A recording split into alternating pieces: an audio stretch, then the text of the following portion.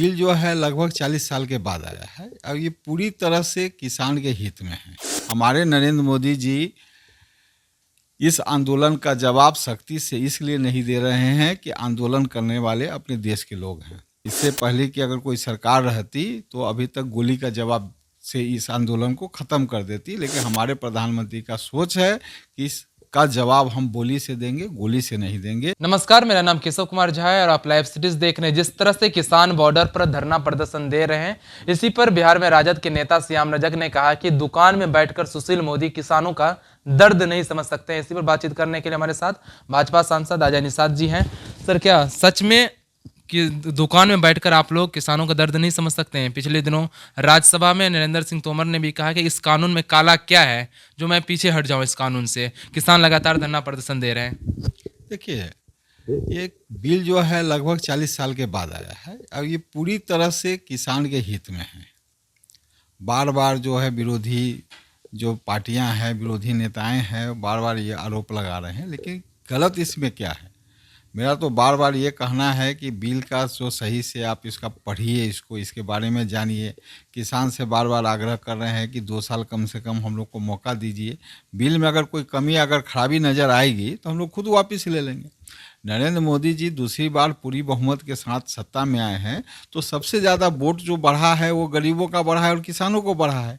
तो हम गरीब का और किसान का क्षति क्यों करेंगे?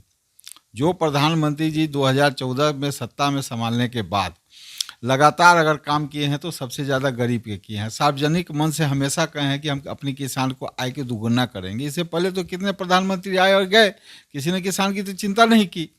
एक किसान नेता हैं टिकैत जी, राकेश टिकैत जी, बार बार बोलते हैं कि काला कानून जब तक वापस नहीं लेंगे तब तक हम धरना में बैठे रहेंगे। तो टिकैत जी से भी जानना हम चाहते हैं कि ये जो 5 स्टार जो आंदोलन ये कर रहे हैं, जो सारा देश देख रहा है, दुनिया देख रहा है, तो सबसे पहले ये जो काला धन जो ला रहे हैं इसके ये आंदोलन के लिए, तो उसका तो हिसाब किताब दें कि देश विरोधी में कौन कौन से ऐसी ताकतें हैं जो इनको पीछे से सपोर्ट कर रहे हैं। टुकड़े टुकड़े गैंग हैं या खालिस्तानी समर्थक हैं, विदेश से पैसा आ रहा है। तो पहले तो अपना आय का स्रोत दिखाएं।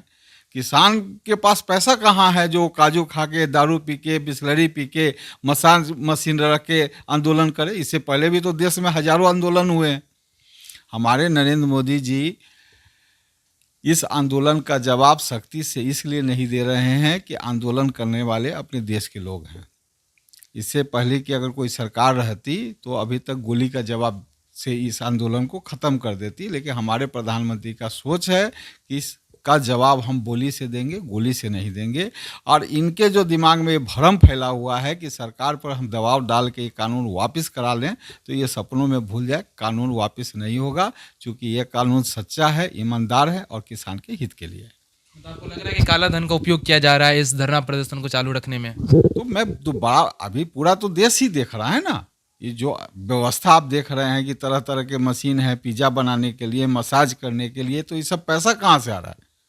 किसान क्या उतना देश का अमीर है?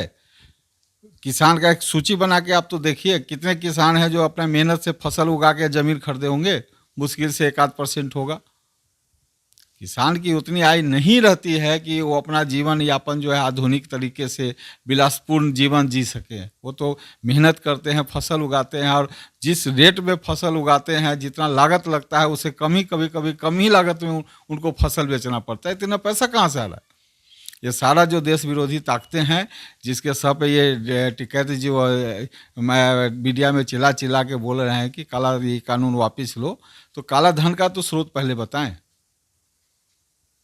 आपको लग रहा है कि काला धन के उपयोग से ये धरना प्रदर्शन चल रहा है, लेकिन खालिस्तानी समर्थक भी बैठे हुए देश विरोधी ताकतें जो नरेंद्र मोदी को नहीं चाहते हैं कि प्रधानमंत्री रहें, वैसी ताकतें, देश तोड़ने वाली ताकतें, खालिस्तानी, उसके बाद देश के विदेश में तमाम रहने वाले शक्तियाँ जो भारत को एक विकसित देश नहीं देखना चाहते हैं, उनका सारा पैसा इस आंदोलन के पीछे में लगा हुआ है। और मोटा मोटा राशि जो है नेताओं को मिला है इस आंदोलन को जारी रखने के लिए। लेकिन बिहार से आरजेडी के नेता है श्याम रजक, उनका कहना है कि मतलब सुशील मोदी दुकान में बैठकर किसानों का दर्द नहीं समझ सकते हैं। क्या आप लोग भाजपा के नेता किसानों का दर्द नहीं समझ रहे हैं?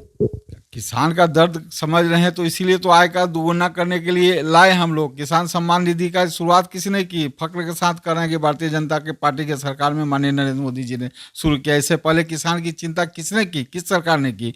एक भी तो लाइए किसान के लिए, कोई ऐसा नियम लाए हो, कानून लाए हो, या ऐसा कोई योजना लाए हो जिससे किसान जो आर्थिक रूप से मजबूत हो पाए। साफ तौर से भाजपा लगातार किसानों की आय दुगनी करने में लगी हुई है, ऐसा ही कहना है अजय निषाद जी का। दिल्ली से केशव झा की रिपोर्ट, लाइव सिटीज मीडिया के लिए।